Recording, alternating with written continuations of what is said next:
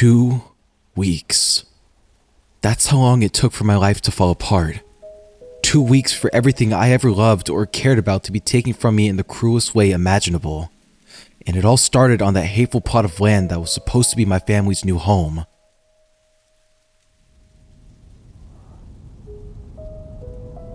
We'd bought the house a month earlier and packed up our lives in SoCal and moved to Northern California. It was unassuming. 2-story, 3-bedroom, cheaply built, and overpriced in an attempt to cash in on the housing shortage. The whole housing subdivision was like that, and in the end, the gamble failed. Only about a third of the houses were occupied. We arrived early in the morning. Spring had just reared its head and showers still peppered the land. This particular morning, a light drizzle had been falling for a few hours. On a front lawn, staring directly at us as we pulled in, was a kid, crying. Even through the rain, I could see from the way his shoulders and chest shuddered. There was a woman standing a few feet away, staring at the boy. Are you okay? My fiancée, Laurie, asked, stepping out of the car. The boy, who couldn't have been older than 17, nodded slightly and walked away, pausing halfway down the street to look back and shake his head. The woman, in her 60s, walked up to us as he strode out of sight and spoke to us. He's crying for you, she said. Excuse me? I asked her. He's like an omen. I saw him crying the week before my husband went missing. All they found of him was the joint to his index finger. I'd leave and never look back if I were you. I'm sorry, are you a neighbor? Laurie asked. Nah, I don't live here. Just follow the boy around wherever I see him crying. Never says anything to the people he's supposed to warn, so that's why I'm here. I know you're kind, though. Young, arrogant, and unwilling to listen. It's fine. I'm just a crazy old lady. Just know this land here, it knows nothing but tragedy. The settlers watered it with the blood of Indians slaughtered by the hundreds. And before them, they did it to each other. See, bound by tragedy. It'll come to pass again. I think you should be going, I said firmly. I'm off. Just don't say I didn't warn you, she said and hobbled away. What the hell was that about? I asked, facing Laurie. Locals trying to scare us. I get it. People like us move en masse, raise rents, vote differently, and change their way of life. It's easy to see why they'd get resentful, she said. She saw the look in my eyes and frowned. Amir, I didn't mean it like that. I'm not trying to sympathize with bigots. Look, I'm just saying my parents think like her. I know what's running through her mind. But honestly, fuck her. She doesn't matter. We do. The people around here are probably used to getting everything handed to them. Why can't we take a little something for ourselves? I was comforted by her words then, but in hindsight, she was wrong. Mrs. Norris was eccentric and crotchety, but she never had anything handed to her. She grew up poor and lived poor most of her life, and even now she works as a Walmart greeter. If anyone had been lucky, it had been me. My entire life, I only failed upwards. When I fucked off in high school, Mom and Dad's alumni status and hefty donations to an Ivy League school ensured my acceptance. When I renounced my parents' faith, they stopped talking to me, but made sure my classes were paid for, and they always kept me in their prayers. I had a job lined up for me the moment I graduated at Dad's law firm, even if he scheduled it so we'd never interact. He even left me a trust fund that was enough to afford this house and co-signed when Laurie asked him to. I didn't know until after all the horrors I've experienced how good I had it. Guess you don't know what you have until it's wrenched from your hands. Laurie brought Carter out of his seat, my beautiful son, 1.5 years now. I wanted to name him after my brother. He was closer to me in skin tone than Laurie, and he even had my father's eyes. But in Laurie's exact words, You didn't carry him for 9 months. You weren't even there for me until the last second. it was true. My son was born 2 months after I graduated. I didn't want to be a father. I held firm to this even when a casual fling ended with a pregnancy neither her parents nor I wanted. But she was resolute. Laurie was stubborn like that, driven by a rebellious impulse.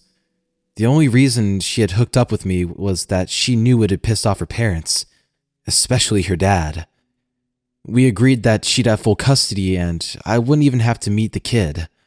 I had agreed, but when her labor came, she called me while she was on the way to the hospital.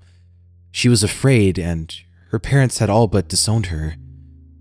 I came. I shouldn't have. Every part of my body was screaming for me to just run. But on impulse, I showed up. When I held him for the first time in my arms, I knew this was all I had ever wanted. I cried, of course, and broke into myself that I had ever considered cutting my beautiful baby boy from my life. I proposed later that night, and Laurie said yes, almost in shock. I told myself we were fighting against the world that day, against her racist parents, against ourselves. I'd make this work. I'd fight for us, for Carter. We brought our son inside, did some unpacking, and settled in for the night. I ended up falling asleep on the couch after a few beers and some late-night TV. Laurie put Carter to bed and went to bed alone, later telling me she didn't want to wake me.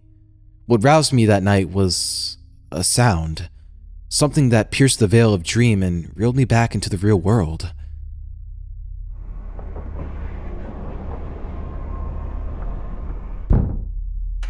My eyes shot open and I sat up, looked around the living room. Only a few dim beams of streetlight peered in through the window, their pallid light doing little to render anything visible beyond a blurry silhouette. I froze, let my heart settle, waited for what felt like an eternity, then laid back down.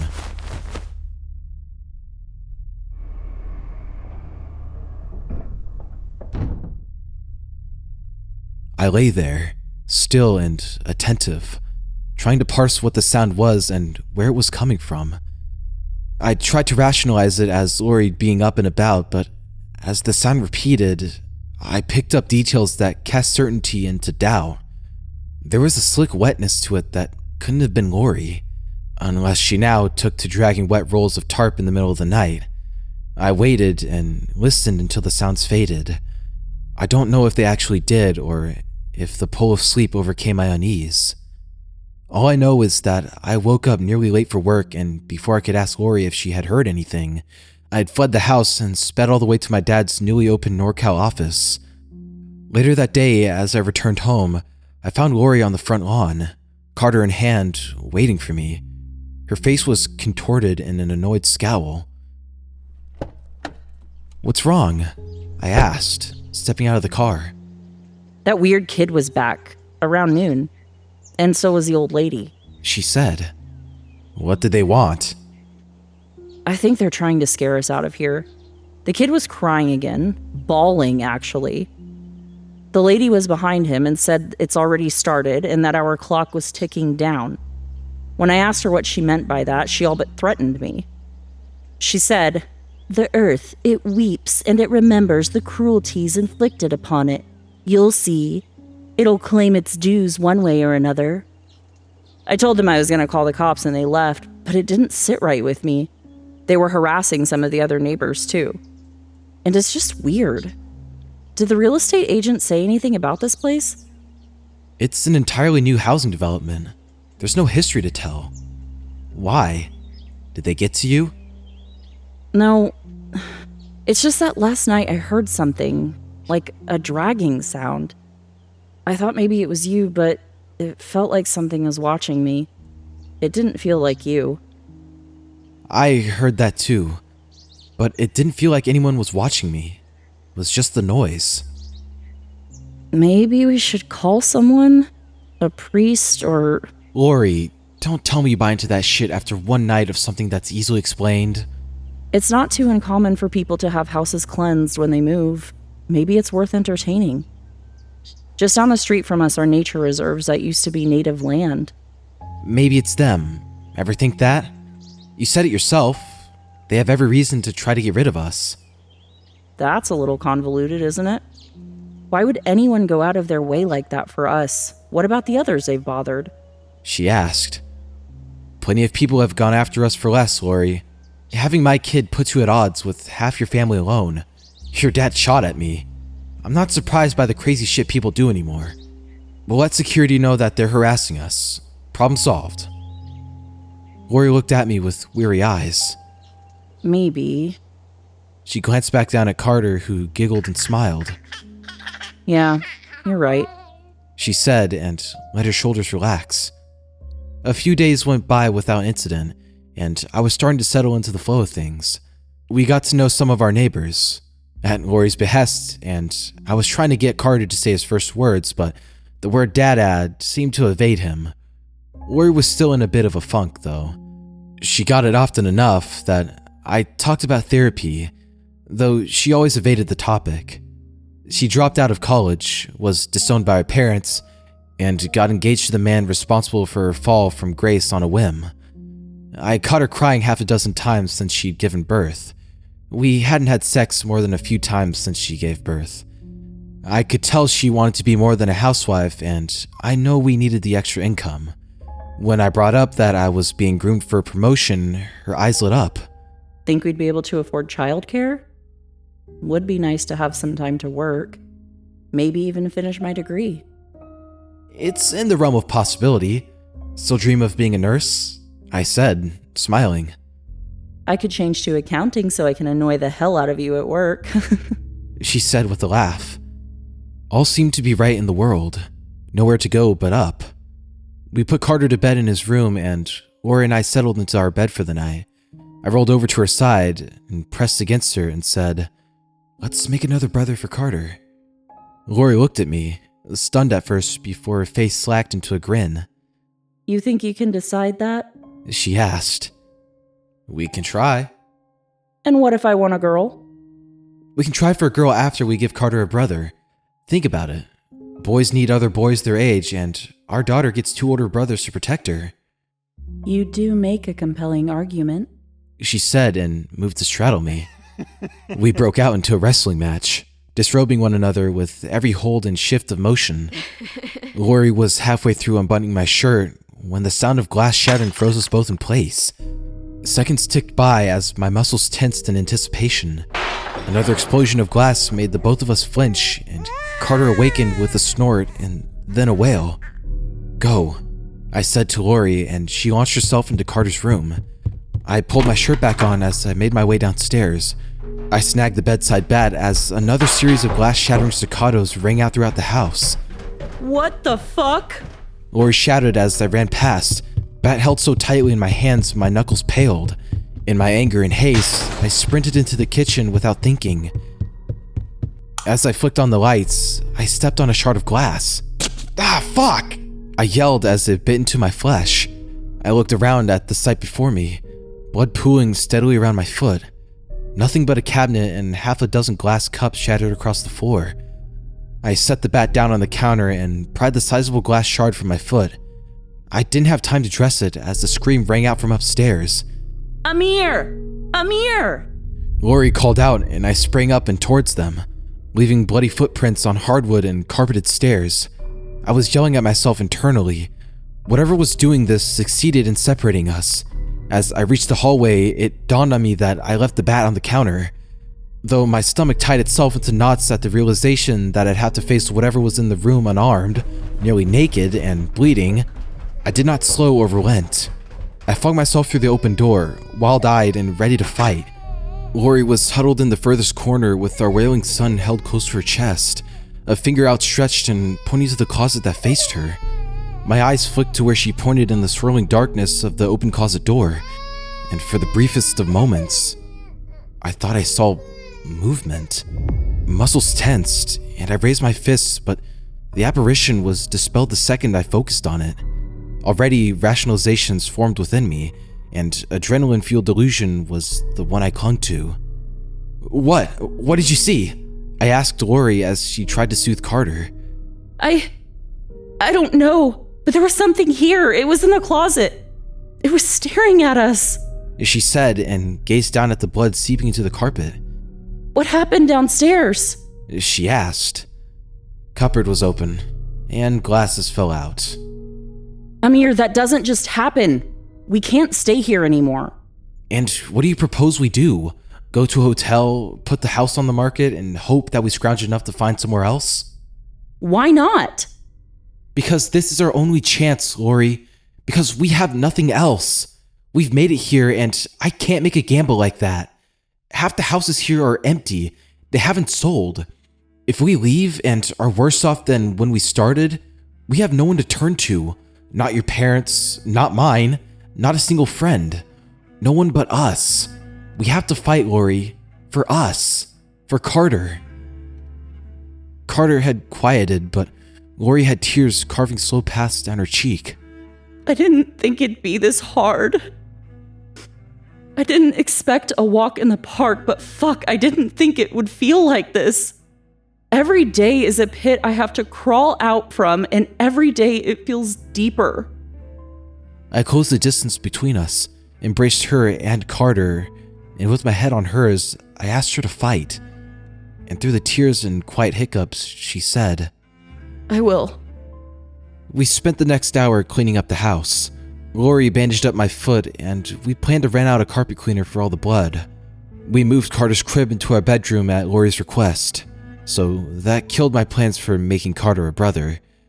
Things settled for the night, and we fell into a fretful sleep.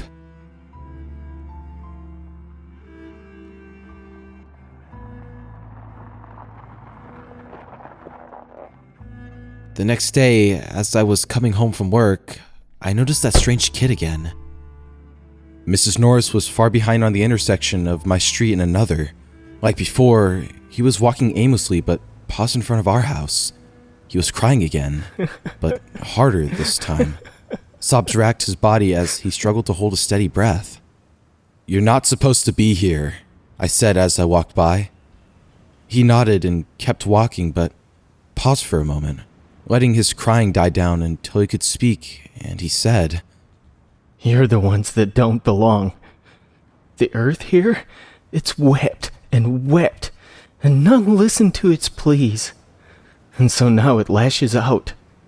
I headed toward him at a brisk pace and grabbed onto his shirt, pulling him close so he could see how deadly serious I was. "Are you threatening me and my family?" He met my gaze. There was nothing in his eyes, no provocation, but he was crying again. A smile split his face, and his unsettlingly perfect teeth bared. He looked back into my eyes and said, "It'll end in screams." He shook his head and cried until I was disturbed enough to let him go. He started walking away from me again, almost limping now, and I regretted not slugging him when I had the chance. Now I had to deal with the hobbling hag, Mrs. Norris. Henry, a neighbor I recognized from 3 doors down, was turning away from her. His walk was tense, and he retreated back to his house. The old woman locked eyes with me and approached to speak. I let out a sigh as she closed the distance. Since you're too much of a fool to heed the warning of those who know better, let me give you a word of advice. Offer yourself in their place. Take your blood. Slather it on your door. Offer your life. You'll spend every waking moment of your life in regret if you don't. She said, "What biblical bullshit are you on about? I won't buy into your madness." My husband and I were planning on starting a family before it took him. I haven't moved forward a day since the day I lost him. That was 17 years ago, and that boy hasn't aged a day since. He knew. Like an angel of death, he knew it would come for me. It took my future, and I've spent every moment I can trying to warn others what happens when the earth learns to hate. But every single last one of you has been so stubborn. I haven't haven't saved a single one. Maybe that's another aspect of its malice. But God, if I don't try, this whole neighborhood will collapse under the weight of its own hubris. Please. Look, lady, you're obviously struggling with something. I feel for you, but I won't let you project your delusions onto me and my family. I hope you can get the help you need, but stay the fuck away from us. She looked at me, dejected, turning away from me and hobbling off. But as she did so, she said, Fine. in such a hoarse and airy whisper, I almost thought it a phantom. As she rounded a corner and escaped my glare, I felt a sting of dull pain throb through my foot. My wound had reopened and fresh blood flowed and seeped into my shoes and the earth.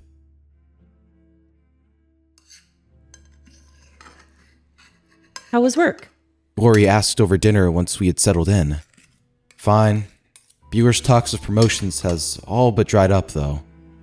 Oh, I'm sure it'll come up again. You're a hard worker. Let's hope my dad's not in his ear. What about you? How was your day? I asked. Fine. We spent it at the park. We went for lunch and we've just been out and about, seeing the town. You're afraid to be here alone? Why wouldn't I be? Something was staring at me and Carter. It wanted to hurt us. I'm not comfortable here alone. Maybe Mrs. Norris was right.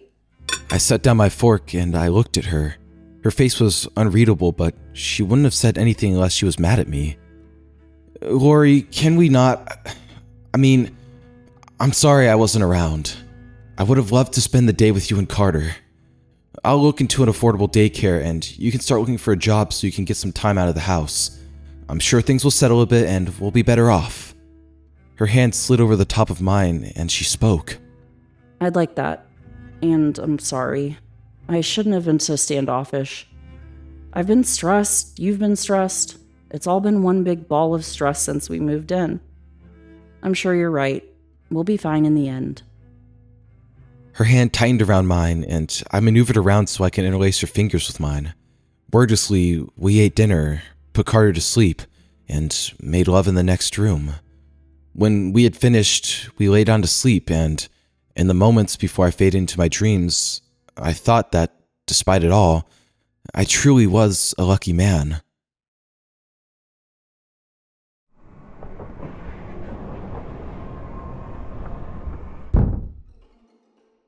My eyes flung open as I jolted awake. My heart raced as my eyes darted around the room, scanning for movement. Why tonight of all nights? I couldn't help but mutter under my breath. Only a pale beam of moonlight streamed in through a parted curtain, a silver sliver cleaving through the dark of the room. Nothing. It had been nothing, I tried to tell myself.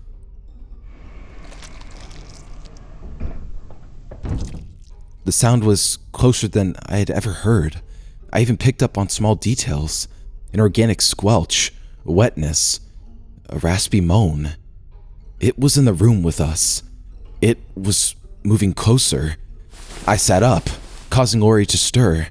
My hand reached for the bat by the nightstand, and at the same moment, a desiccated arm reached through the darkness and planted itself firmly in the beam of moonlight.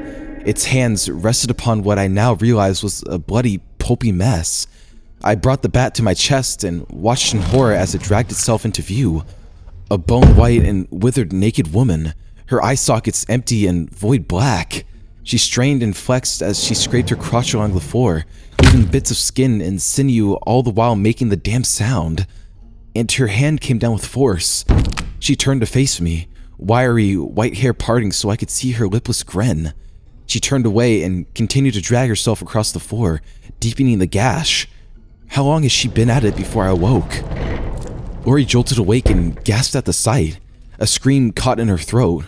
She turned to look, wild-eyed at me, and the fear in my eyes caused her own to deepen.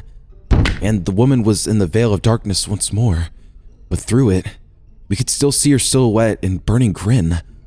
I started to get up, to confront her when the temperature of the room dived. In a split second, my heavy breath was visible in quick bursts of white vapor. A crack reverberated throughout the house, and a long gash on our floor split open. The dimensions of the floor warped as a giant, pockmarked skull crowned. It must have been as big as our bed, and it kept pushing and jerking until finally it broke free. A giant head from the neck up was staring at us. Mummified skin yellowed like ancient papyrus. Its visage was harsh, angular, and skeletal. Holes and lines, rimmed with blackened flesh, scarred every inch of its skin. Slowly and methodically, a giant hand slid out from the gash, inching towards Carter's crib. Slow, lurid movements as the hand snaked across the air and into the crib. My body was a cage, and from it, I screamed with all my might, and yet it made no sound as the ragged flesh fingers curled around Carter and hoisted him up. Laurie screamed, Carter wailed, and something clicked into place. An ancient instinct, a righteous gene. I slid the covers off and held the bat out. I'd fight. I had no other choice. The right hand paused and the head's attention shifted to me, and it blossomed. Every hole in its skin was now filled with the hateful glare of an eye, hundreds of them. Every line split open and a black tooth smiled and grinned. Grinned. With its whole being, this thing was grinning at me. I understood it then, the depth of its rage. It all unfurled and wrapped around me and sank its blackened teeth into all the bravado and fatherly instincts within me until it shattered. It hated me, Laurie, Carter, us. It hated all the world, and it would consume all it could in its wrath. The bat fell from my hands, and my body went limp, and it opened its mouth. The black pit of its gullet stared into me, and I was sinking into its pitch. An ear-splitting shriek dragged me back out into this world, and I watched in agonized slow motion as it brought the hand it held Carter in closer and closer to its mouth. I wanted to scream. I wanted to stop it, wanted to close my eyes. But I only watched as the emanation of hatred brought my son to its lips, and took a bite. The crunch is seared into the very core of my being. I'll never forget no matter how hard I try. A pitiful cry that never truly formed clicked in my head and a crimson curtain fell. 1,000 tongues, 1,000 mouths, all opened and clashed against each other to lap up the blood of my son, the blood of me and Laurie, our entire history, our future. Gone. The hand pulled back, twisting as it did. The sound of small, frail bones breaking and flesh tearing echoed throughout my entire being, and still, I couldn't look away. It took 2 more bites for it to finish, and it made sure to take its time chewing. When it finally swallowed, it pursed its lips at me, smile stained red, and dove into the gash. It sealed itself, and returned to the pulpy stain it had originally been, now with a few more bloodstains. My ears were ringing, my screams, Laurie's, the whole neighborhood was shrieking out into the night. In the corner, the naked woman watched us as we shrieked ourselves raw until she too had faded into the blackness. Dawn came hours later, but tonight had been lit by the blues and reds of police cars. I saw that strange kid amongst the crowd of people. He wasn't crying anymore. His eyes were empty and solemn, but the grin he had flashed me the day before was still carved into his visage. Mrs. Norris was at his side. Our eyes locked, and an understanding was shared between us. She shook her head, wiped a tear from her eye, and turned to leave. Everyone had lost someone that night. Coraline, a widow, was never found. Only an empty house and a bloodstain. Joshua, a single father, awoke to his daughter's room empty except for the fading silhouette of a woman hidden behind a dark corner. Henry only ever had himself and his dog. All that was left of the chocolate lab was the bisected lower half. There were other tales and losses too painful to hear, but no one escaped the wrath of that angel of death. A resentful plot of land, or maybe some unknown dues finally being paid. I couldn't answer the police's questions, and they couldn't answer ours. Not even the local news stations would hear our pleas. Maybe there was some higher power at play, trying to cover up the event, the calamity that shattered the dozens of lives. Maybe the truth will come out one day, or maybe this has happened before and they've perfected the methods of covering it up. If there's a consequence in store for my account, I'll be dead before I can ever face it. That fateful night was 3 days ago. I haven't gone to work since or even talked to Laurie. Catatonic. My mind regressed into a shell of itself because what else could I have done? Yesterday, I walked in on Laurie, lifeless. She downed all the bottles of medication she could find. I had nothing left to lose, but then I saw her. That shell broke and I collapsed into myself more than I ever knew I could. I think I'll be following after her and Carter before the day is done. I was never a religious man. It's why my father disowned me. Now I pray that they're out there, in a better place, and that they're waiting for me and we won't have to fight anymore. My father once told me that children are your legacy, your future, and so to be fruitful, I think about how much we've taken from the earth and how much suffering it's witnessed, how much blood has been spilled upon it, how long it must have spent beneath our shadow weeping, praying for it to end. With enough time and tragedy, even the brightest of hearts warp and twist into something else. Maybe you can only take from someone so much before it takes back. It took everything from me. I don't know how far this spreads, where, and if it'll strike again. All I know is that the very earth we tread and live on can grow to hate us. And maybe for you, it already does.